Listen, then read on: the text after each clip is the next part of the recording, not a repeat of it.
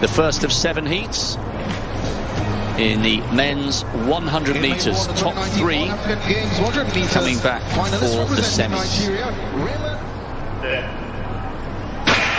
Well, the Italian, the San Marino athlete, got left in his blocks there. Bracey going well, second from the right-hand side. Blake coming through.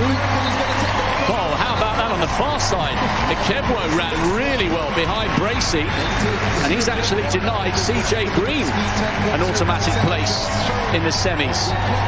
10:05, minimal energy expended. Blake ran well in lane 5, but Ikeyo on the far side, the Nigerian, who's run 10:04 this season, has got himself through to the semi-finals.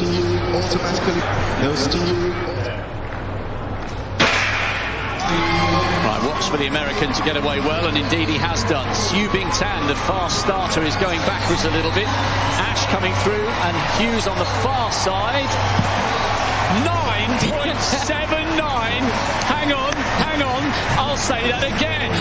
9.79 in the first round. Cometh the hour, cometh the favourite, cometh the potential champion. That was absolutely ridiculous. I'm going to say he's been working on his start, because he got out. Wow. I knew it had been a good start because Bingtan Siu wasn't able to live with him.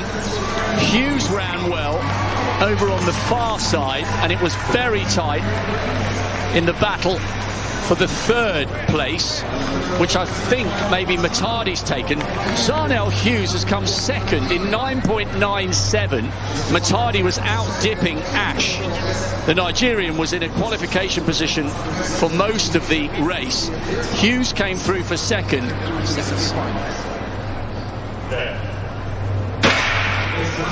They're away first time. Bromell going well, to Nascimento trying to go with him, and what about that from Arthur Cissé? Cissé on the far side, he takes 2nd.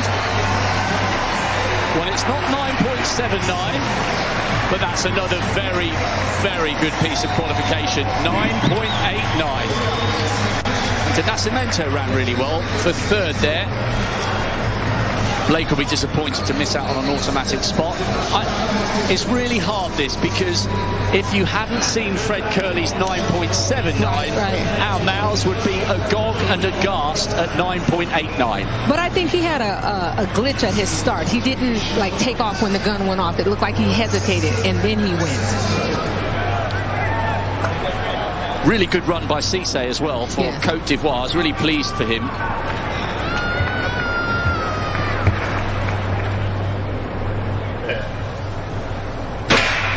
Watch for the man in blue. He's 3rd from the left-hand side. A little bit of pressure. Seville going well just outside him. And also on the far side, Sakai. Jacobs is just about cruising there.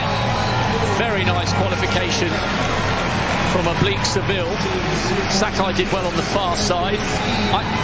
I'm not sure he's answered any questions there, really. I mean, it looked comfortable. I thought he was running within himself. If anything, I don't know about you, Gail, it felt as though perhaps he was frightened to go faster. Is he nervous about whether his body will hold up through the rounds? You know, that happens when you come back from an injury. They can tell you you're fine, but mentally, and especially if he hasn't run a lot of races before then, it's always that question mark. But at this point, he's just going to have to go.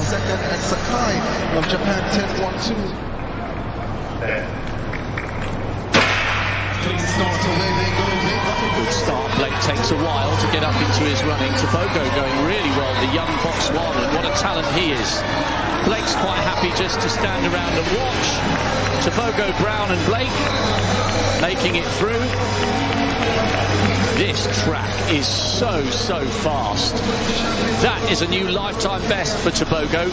He won the World Junior title last year. And what a confident piece of running, especially drawn in the lane adjacent to someone who's achieved the heights and the feats that Johan Blake has.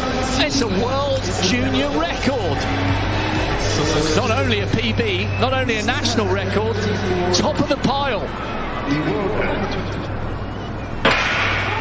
Coleman looked a little bit tentative earlier this season, but that's a fantastic start from him, and de Grasse has been left behind a little bit here. Coleman easing up towards the line, de Grasse closing for second, 10.08. It was composed, it was controlled. Cardoso very, very nearly denied Azamati the third spot. The Brazilian was there or thereabouts in the battle for third. I thought de Grasse ran really well over the last 15 metres, so perhaps there are signs there that he is recovering from COVID.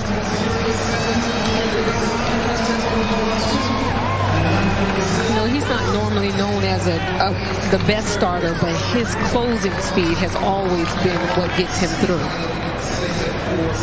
And I thought Coleman's start was fantastic. It was.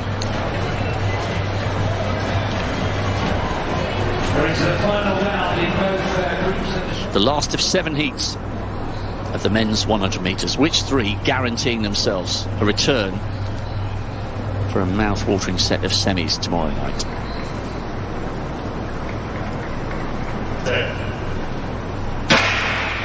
Amanyala third from the right-hand side, up into his running. Sarnie Brown going well nearest the camera, and so too Nita of New Zealand driving towards the line. Those are the 3 qualifiers. Well, it was okay from Amanyala, considering he's had that horrendously disrupted build-up. What a fast track this is. I make that only 100th outside Sarnie Brown's PB.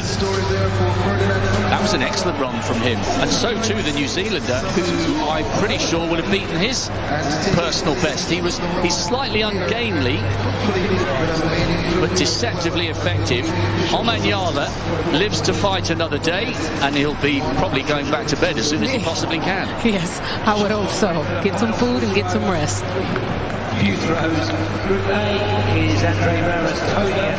National record, actually, not just a PB for Osi and Kieta. 10.08. Absolutely incredible. Curley 79, Bromell 89, Seville 93. All the way down to Matadi coming home inside 10 seconds. 7 men breaking the barrier. Blake looked pretty comfortable in 10.04. Sambine making it through as a non-automatic qualifier, and of course we had that national record for Osi and Kieta of New Zealand. Andre de Grasse closed well. Eric Cardoso, the slowest of the qualifiers, 10.18. It was a good run.